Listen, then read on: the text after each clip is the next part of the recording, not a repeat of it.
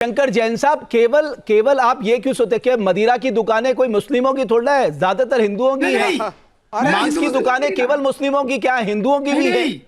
मैंने हिंदू मुस्लिम बातें नहीं की।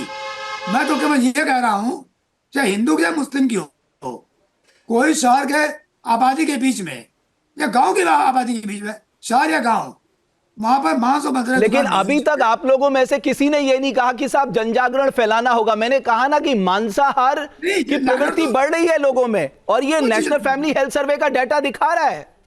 देखिए ऐसा है, मेरे पास डाटा है। अरे बाबा, तो व्हाट इज योर प्रॉब्लम? अब आप डिसाइड करेंगे कौन क्या खाएगा? जी नहीं, ये नहीं का हमको अधिकार है। मतलब आप लोग तो ऐसे यहाँ पे बिहेव कर रहे हैं जैसे कोई जो नॉनवेज खा रहा है कि वो कोई बड़ा क्राइम कर रहा है। नो, ये कभी किसी ने नहीं कहा। बिल्कुल कभी नहीं कहा। बिल्कुल हम लोग डिसाइड करेंगे कि हमारे धार्मिक स्थलों में क्या बिके और क्या ना बिके। क्राइम बरगलाने की आदत लड़ वालों की है। ठीक है, ठीक है। जैन साहब, आपकी बात ले ली। दर्शन भारती जी कुछ कह रहे हैं जी।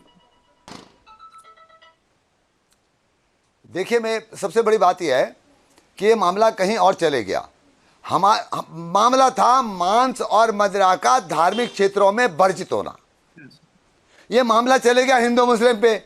अब पता नहीं ये कौन सी एजेंसी के लोग हैं जो इस सारे मामले को भड़का रहे हैं।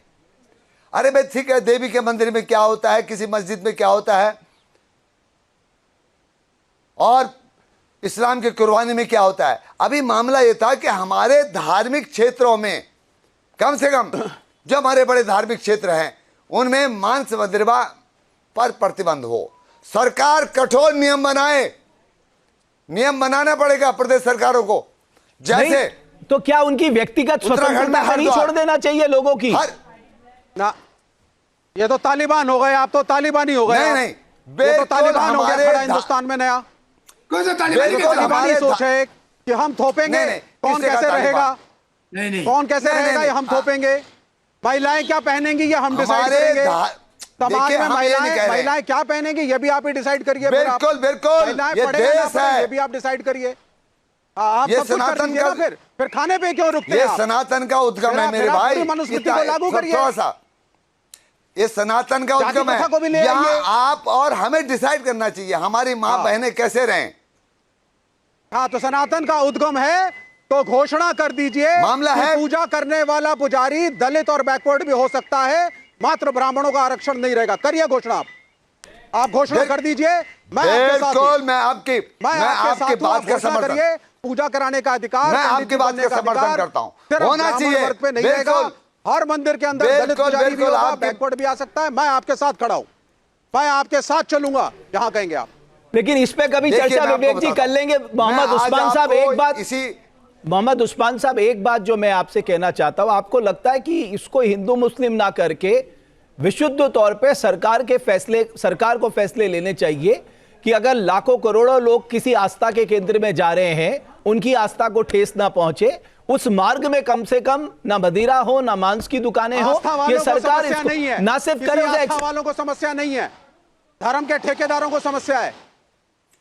क्या मैं धर्म के ठेकेदारों को समस्या है, लोगों को नहीं है। शांत रहिए। ना लोगों को कभी समस्या। अभी मैं वृंदावन से आ रहा हूं। देखिए मैं अभी वृंदावन से आ रहा हूं। छोटी सी मोहम्मद उस्मान साहब को कहें, स्वामी जी 1 मिनट में आ रहा हूं, उसके बाद साध्वी जी के पास जाऊंगा। मोहम्मद उस्मान साहब बोलिए जी। देखिए, यहां पर जहां तक आपने ये हिंदू मुस्लिम की बात की, बहुत अच्छी बात आपने उठाई है।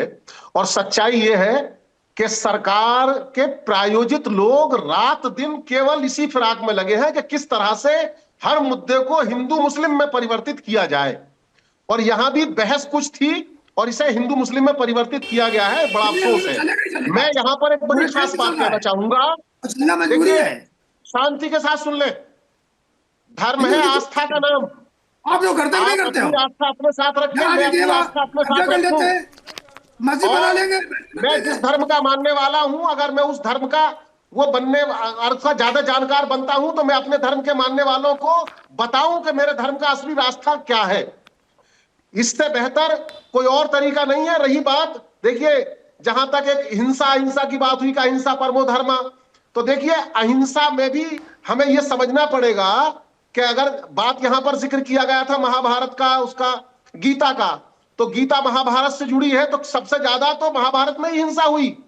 और इससे आगे की अगर हम बात करें तो 40 तर्क से एक जाहिल नहीं हार सकता, लेकिन एक तर्क 40 विद्वानों को अपने साथ मिला सकता है। तो हम तर्क पर बात करें, अपने धर्म के जो हमारे तर्क ये है मोहम्मद उस्मान साहब, तर्क ये है कि सब लोग ये कह रहे हैं कि जो धार्मिक क्षेत्र है वहां पर मांस और मदिरा को निषेध किया जाए, तर्क ये है। मैं यहां पर केवल इतनी बात, शुरू से आखिर में इसी पर केंद्रित रहूंगा कि केवल ये अपना धर्मस्थल की बात क्यों कर रहे हैं, ये पूरे हिंदुस्तान के धर्मस्थलों की बात क्यों नहीं कर रहे, एक जगह की बात क्यों कर रहे हैं, मंदिर की बात क्यों कर रहे हैं, मस्जिद की बात क्यों नहीं कर रहे। बिल्कुल, तमाम जगह तो साध्वी विश्वरूपा जी, तो मुझे लगता है सभी राज्य सरकारों को एक फैसला ले लेना चाहिए। अगर आप लोग ये मांग कर ही रहे हैं तो सबसे मांग करिए, सारे राज्य सरकारों से मांग करिए, क्योंकि राज्य सरकारों का विषय है। निश्चित रूप से बहुत सुंदर ये प्रस्ताव है और मांग करनी भी चाहिए। देखिए, विषय से भटके ना, ये जब सभी लोग मुद्दा अलग ले जा रहे हैं, कभी फॉरेन में लेकर जा रहे हैं, परंतु ये जो मेरे भाई अभी बोल रहे थे उनको मैं बता दूं, फॉरेन कल्चर में बहुत सारी कंट्री ऐसी है जो वेगन कल्चर अपना रहे भारतीय संस्कृति से प्रभावित होकर। जो हमारी संस्कृति की पहचान है, व्यवस्था के साथ चलना, ऐसा नहीं है मैं जो करूं, मेरी जो इच्छा मैं वो कर लूं। अरे कुछ समाज होता है, राष्ट्र के कुछ नियम है, समाज के कुछ नियम है, परिवार के कुछ नियम है। अगर आज सिर्फ मैं तो जानवर करता है, जानवर की श्रेणी में हम आ जाएंगे कि मेरी इच्छा है मैं ये करूंगा, आप कौन होते हैं थोपने वाले।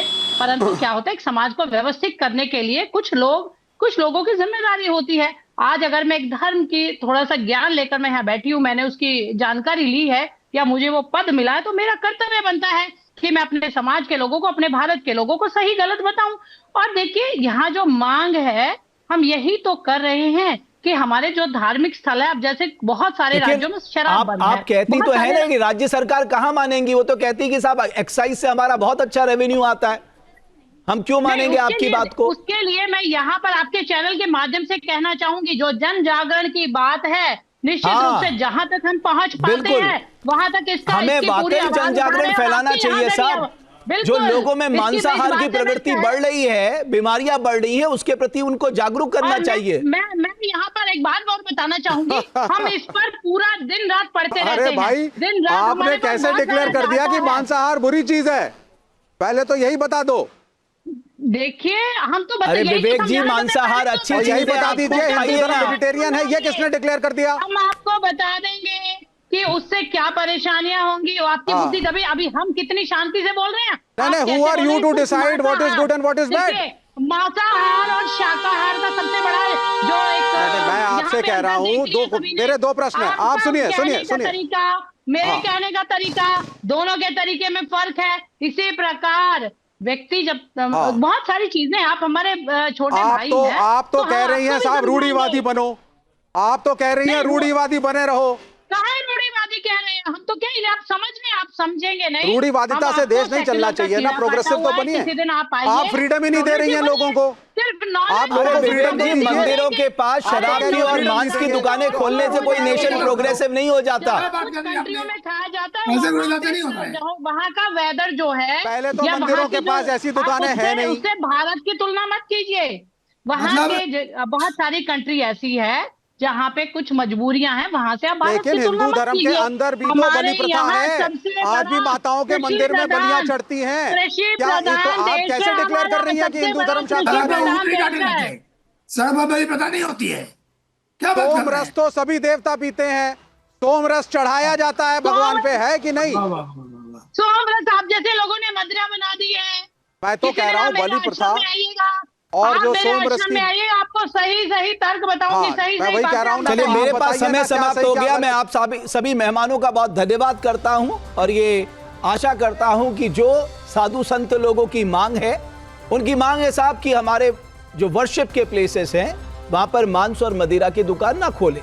बहुत सीधी सी बात है और आदर्श स्थिति भी यही होनी चाहिए।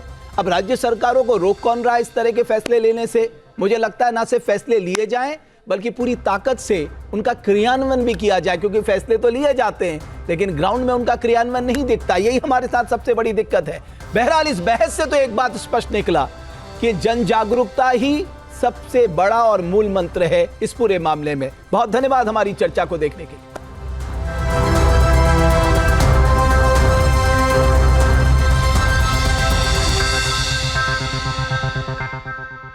जहाँ भक्ति है हर शब्द में, कथाओं में छुपे हैं दिव्य रहस्य और ज्योतिष देता है जीवन को दिशा। धर्म से जुड़ी हर बातों को जानने के लिए हमारे चैनल स्तुति को सब्सक्राइब करें।